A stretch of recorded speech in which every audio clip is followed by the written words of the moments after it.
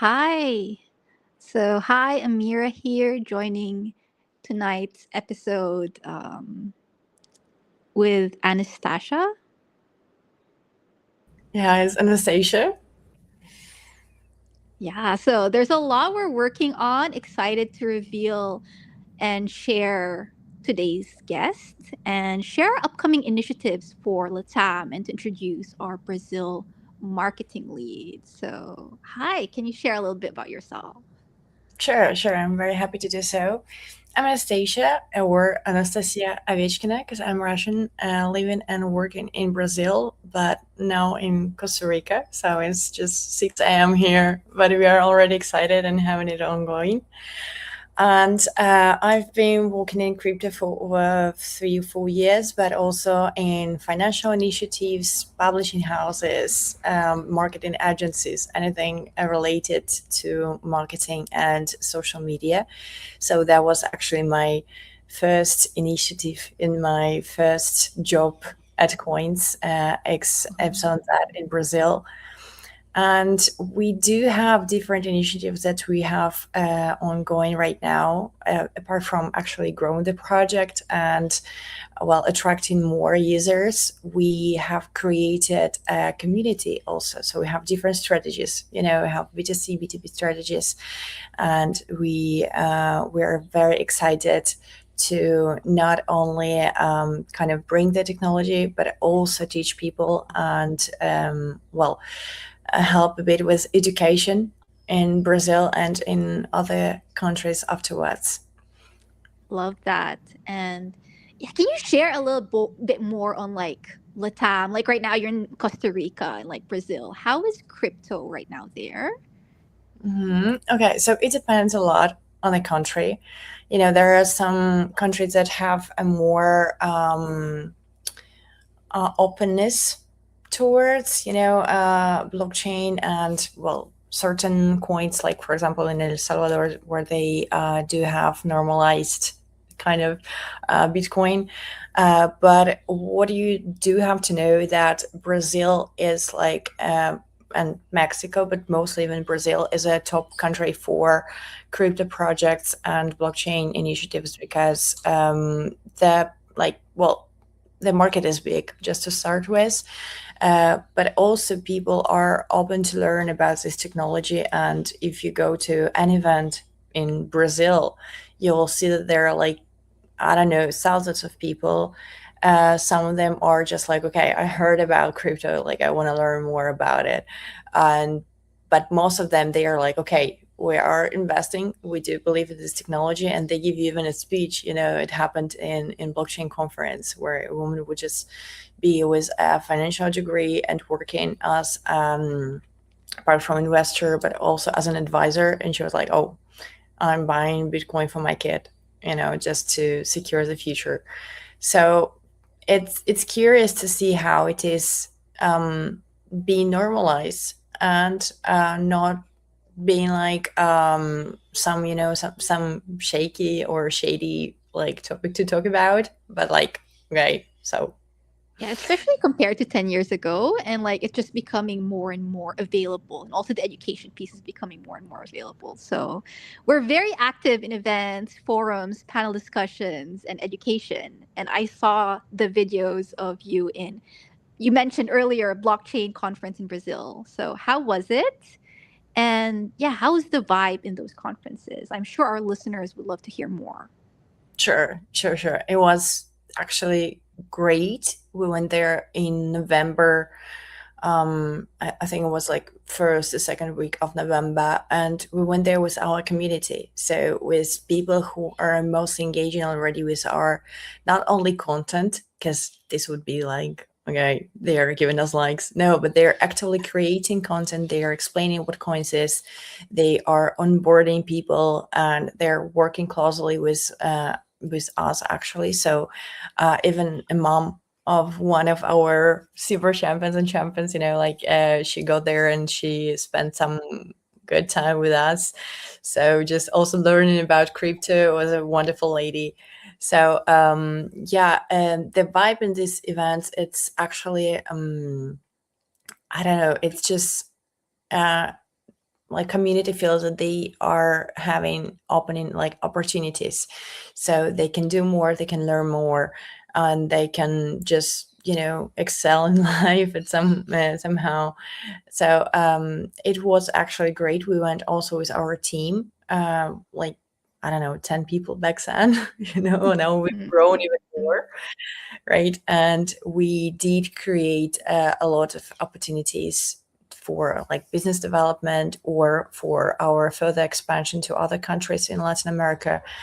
And we did create content as well. That's what I also was doing a lot, interviewing our team, getting to know our team also, because as a marketing manager and I'm sorry, director, you know that you have to know your people and what they excel in and what are their strong sides and what do they like to talk about, right? What motivates them. So and explain more through these people what the project is about. So that's what we focused on the content from the conference. And we also had a masterclass and a panel discussion in which I participated, and it was yeah, it was fun. Nice, love that. And then, how easy is it to get started, especially by those who might get intimidated by the technology, or they're like, this technology it sounds intimidating. How to get started? You mentioned moms. Oh yeah, sure. Sure. I'm pretty sure that her son is teaching her something, because she was like, "Yeah, crypto is cool." We have videos about it. Yeah, it was so lovely. But I think it's kind of easy if you're with the right people, right? Or you're in the right communities. That's how we created base XY, that this community on circles that we are um, strongly developing, because there we offer different services, different rooms, different ways to learn about crypto as a creator, as a builder, or we just like have an academy in there. So it's not that difficult, and I would say it's quite easy even, right? But yeah, you have to have resources, and nowadays we have lots of opportunities on the internet, right? Also, so we definitely are encouraging people to join us and to learn together and work together. Yeah, and it starts with an interest in the topic, and then like the support system, the education, all of that follows. It's Earlier this week, someone was mentioning like a group of grandmothers learning crypto and blockchain. So, like, if grandmothers are picking up and interested in this topic, like, that says a lot into like the future we're stepping into. And like, I remember when internet first came up, like from offline going online, I think that's the next thing that's happening with crypto and like mass adoption. absolutely everybody actually is talking about like this mass adoption, but like and kind of expecting it to happen. But I think that it is already happening at some point, at some extent, right? And the thing is that we also, like, during these interviews, one of our champions, we have a division between champions and super champions. Super champions, they Mhm. are super. They do more, they deliver more probably, but like they are already active participants of the community. And he mentioned that, well, you just at Coins Brazil, at the initiative that we are having, Mhm. you already start from zero. You can create content, and you can also be encouraged to do so, well, also financially wise speaking, right? So it's cool, and that's what our community appreciates a lot. Yeah, and there's so many tracks. There's a trading track, there's the investing track, there's even the track where you don't even need to know you're using crypto, like stablecoin and remittances. Like, I Mhm. think you mentioned mass adoption is here. It's just becoming more and more prevalent, and the resources available is just everywhere. Absolutely, I agree so much with that. Yeah, so moving to a topic that I feel really strongly about. There's such few female representation in tech, AI, and crypto. How has it been for you? Okay. So it's been an interesting experience for me, because in my case, I'm a female who's Russian in Brazil. And that's like a long list of something that is not expected to happen, So not very typical things. But yeah, I would say that I'm curious about my very good experience at crypto, from terms of like being the woman in general, because we as women, we get through different situations. Sometimes I post some statistics, like they're not so good statistics about, like, sexual harassment or any other kind of things that would make a woman uncomfortable on the workplace, Mhm. right? But I've had a very good experience so far, and I have nothing like more to tell about like our team that has been like really caring and very curious to know, like, oh, how has your experience been so far? Okay. Is it Great. good? Okay, yeah. Yes. Love that. And it just is like a very male dominated space. So it's just nice to see more women representation. Like you can be fashionable and in crypto and in tech and in finance. So needing more of that. And I love, like you mentioned, being Russian and in crypto and like you making your way into the space.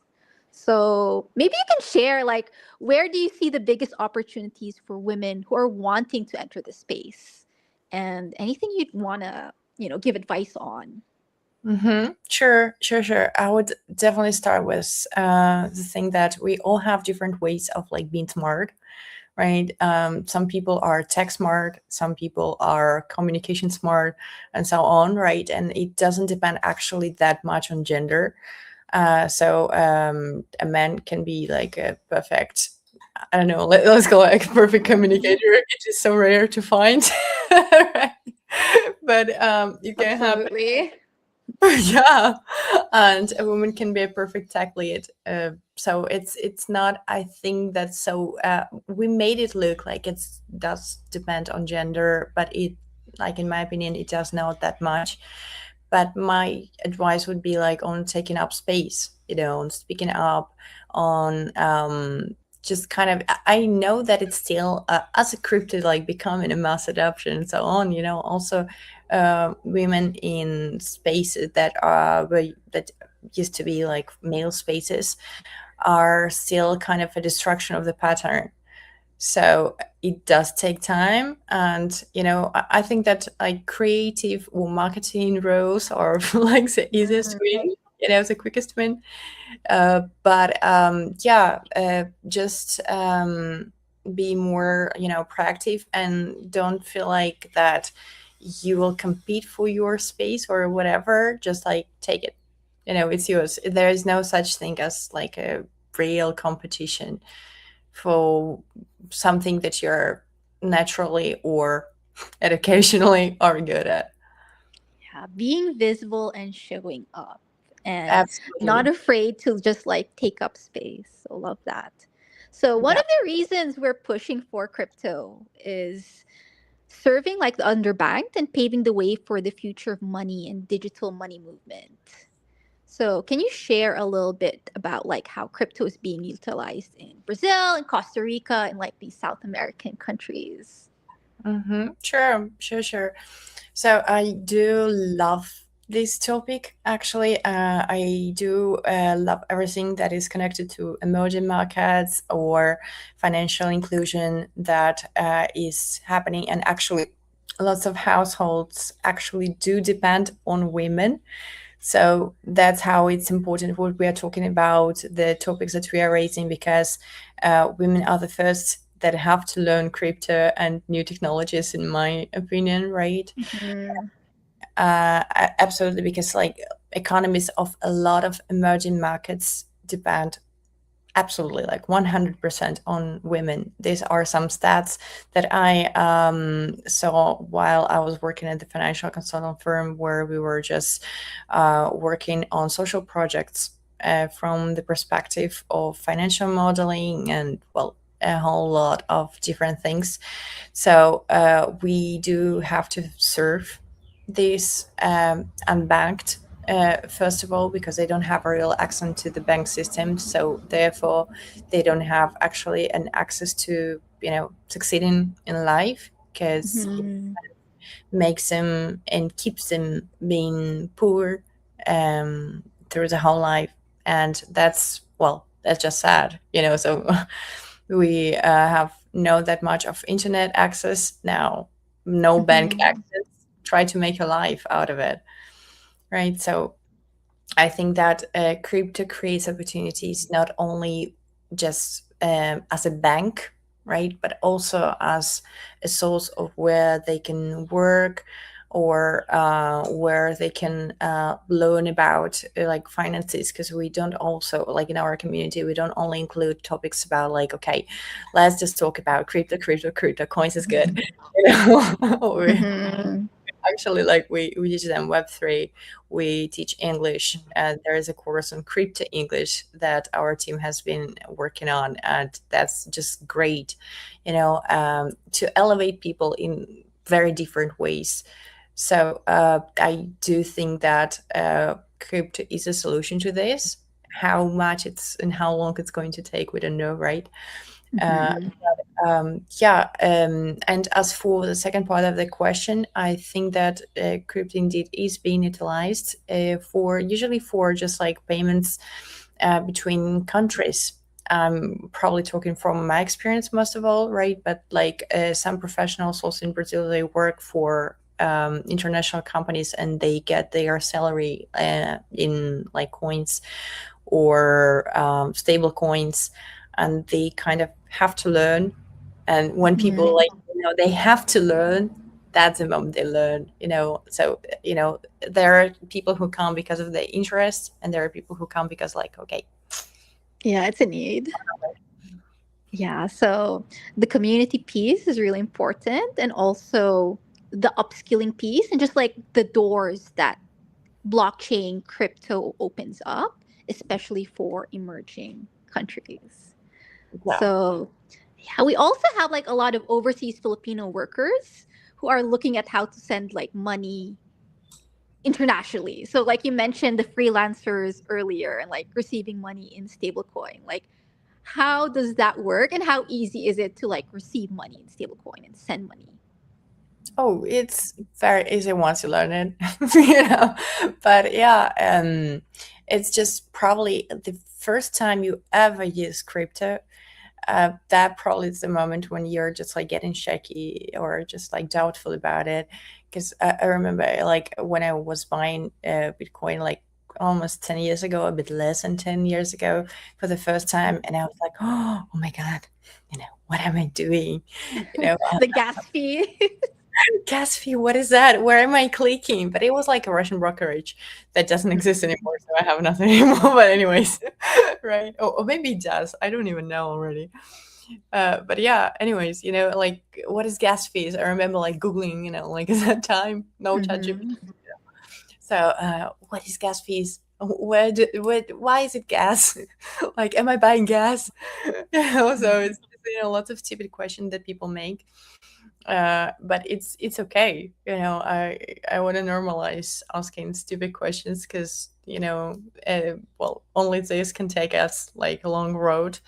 And yeah, it depends also on how normalized your surroundings have it. So your friends or colleagues, right, or your family, as we were talking about grandmas and crypto, right? Mhm. So sometimes it's not the son that brings the knowledge into the family, but it's a grandma, right? So uh, I think, yeah, it's pretty easy actually. And nowadays there is a way better UE UX experience for like all the apps. You don't have to just like try to understand how it works. It's very intuitive, and Coins app is very intuitive as well. Yeah, and it's faster and cheaper. So like that's a big reason also like companies are looking to like have their payroll in stablecoin, and also like it's you don't have to line up at long queues, and just like it's open 24/7. So giving that power back to like individuals and users versus them having to go line up at remittance centers or like go to a physical bank, like just making everything at the touch of their fingertips. Mm-hmm. Exactly. Yeah, so we've been strong advocates for education in Finland. So why is this important? And when it comes to young people specifically, how young are they starting? And how do you get them interested in paying attention to this type of topic? Okay, okay. Um, First of all, I think that Finland is very, very important, and lots of people cry about it in socials, like, "Oh, my father or my mother didn't teach me that," or "At school we didn't have this class, and now I'm broke." And you're like, "Okay, don't pay too much Mm-hmm. of that, right?" But it is indeed a problem. So it is a strong indicator that we don't have a quality education about finance or crypto. Again, we're talking about crypto, right? So I think that it's like one of the most important things, education in general. In order for us to have a more prosperous economy and different opportunities in life as well. So I strongly agree as well that education in Finland is it. And I know that you guys have a lot of work with universities, right, in the Yes, Philippines. yes, yes. How Uh, young are they starting in Brazil? Is it like similar to the Philippines, like more in like high school, college, or are they like even younger than that? yeah, kind of. Yeah, I think that it would be like high school or first years of university. I would say like that. Yeah, Dubai is actually starting them even younger. Like Dubai is one of the countries that's really embracing crypto, blockchain, and just like starting them really young. So hopefully we see more of that in the world and see like more of that in like countries like Philippines and Brazil. Sure, sure, sure.